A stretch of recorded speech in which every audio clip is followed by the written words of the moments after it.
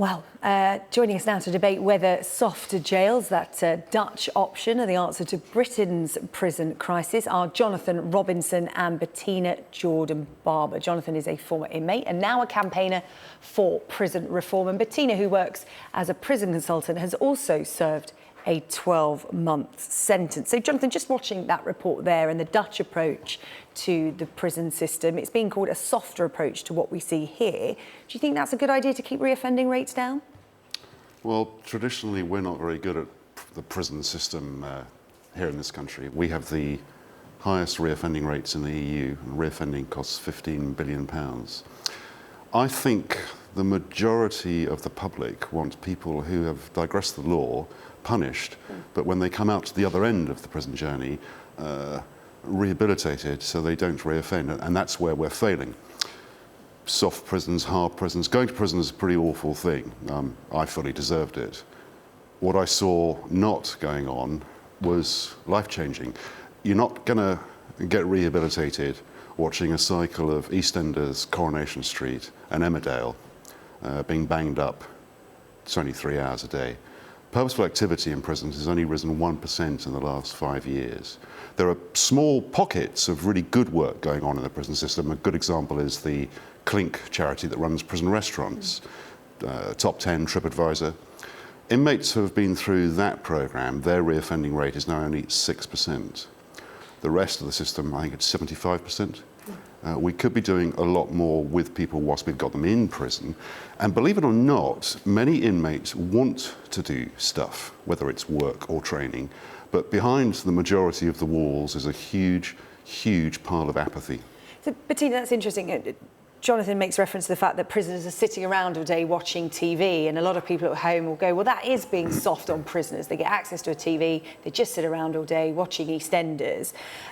You know, are we soft in our approach anyway, getting softer, giving them microwaves, keys to their own cells? If that's not working at the moment, how's it going to make it any better? But it's not a question of being soft, it's a question of being rehabilitative, effective and appropriate. The current system isn't working. Clearly for the Dutch, their system is working. As Jonathan said, the current reoffending rates annually cost this country £15 billion a year. That's £15 billion of UK taxpayers' money, which is equivalent to what the City of London pays in tax. Prison reform is not popular, and it's not a vote winner.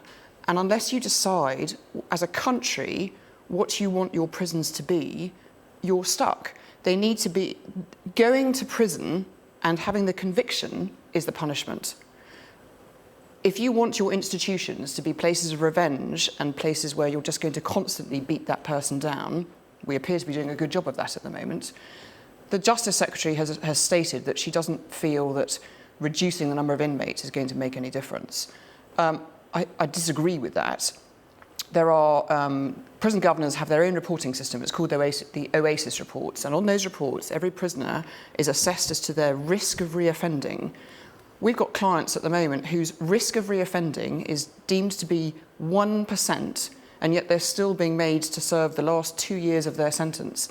If you give them microwaves and you give them their keys to their rooms, which we do in some prisons in this country already, and I don't think the general public actually knows that as a general rule, you are supporting their punishment with a degree of normalisation. And that degree of normalisation will assist their rehabilitation in the future. OK, this is confusing me. I mean, Jonathan, are prisons meant to be a place of punishment or rehabilitation? We're sort of confusing the two and nothing's getting done by the sound. And I think that's what drives so much fear and uncertainty into politicians.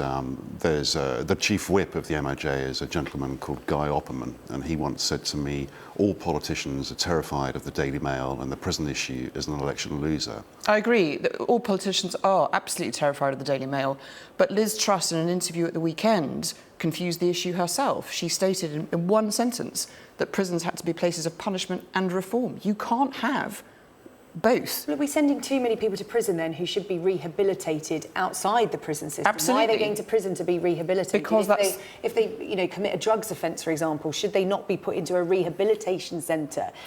If you've got someone who's got a drug problem that's feeding their crime, you need to treat the addiction. If you've got someone who's in debt and has, as a result of their debt, the debt is causing them to commit crime, they need to have debt counselling. If you've got someone who has aggression and the aggressive behaviour is causing their problem, then look at anger management. We've got enough systems and enough digital approaches, GPS tagging. You could put severe bail conditions. You could have someone reporting 3 times a day if you needed to. They don't have to be in prison. Rapists, murderers, those that pose an absolute risk to society, yes, they need to be in prison. That's an interesting point, isn't it? And one of the things I've taken away from Siobhan's report is that in the Netherlands, they do use tags a lot more. They issue fines a lot more for the sort of people that in this country would be sent to prison for short sentences, short amount of times. And as a result, there are fewer people in prisons, and the ones that are there perhaps can be given more attention to help with life outside and to reduce rehabilitation. Surely that's not a bad thing. I think our European cousins are far more laid back and less baying for blood when people have digressed the law. So you're saying the problem is the public opinion? Yes, but I say again, through the work I've been doing, I've picked up from the public in this country that people, the public wants breakers of the law punished, but fixed whilst we've got them. After the Panorama programme last week, awful prison programme, Sir Martin Neri, the ex-head of the prison service, said prison is a golden opportunity to rehabilitate people that we're missing. It's still a fact that you can enter prison now illiterate, stay in there 5 years, 10 years, 20 years, and still come out illiterate. And an ineffective prison system. What is going on, or what isn't going on? You know, the Justice Secretary is worried about releasing prisoners early and the effect that might have. An ineffective prison system is far more dangerous than releasing people who have been assessed by the prison service themselves of a low risk of offending, releasing those people slightly early and imposing different restrictions on them outside. The Germans, interestingly, are currently looking at removing criminals, convicted criminals' driving licenses from them, because in Germany the biggest punishment you can give someone is to stop them from driving. Okay. You know, there's all sorts of alternatives that could be looked at. Okay, Bettina Jordan Barber and Jonathan Robinson, thank you very much. Very interesting topic for discussion.